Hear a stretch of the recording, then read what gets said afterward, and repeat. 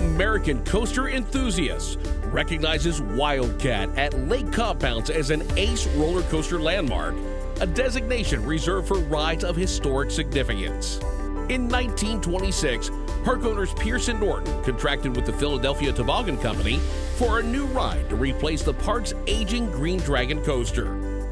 Under the supervision of legendary designer Herbert P. Schmack, the ride opened in April 1927, featuring a twister-style layout.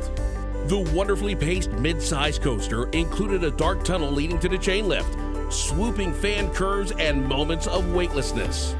Made famous during a world record-riding marathon in 1975, it was totally reconstructed in late 1985 by the team of Curtis Summers and Charles Dinn, closely following Schmeck's original design. It reopened for the 1986 season with a track length of 2,746 feet, featuring an initial drop of 73 feet.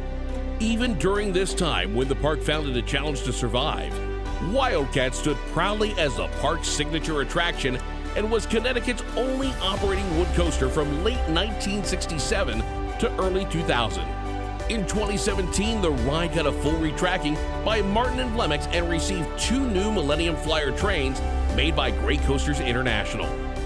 Opened in 1846, Lake Compounce remains America's oldest continuously operating amusement park, where Wildcat continues to be the historic centerpiece of the park's fine collection of thrill rides.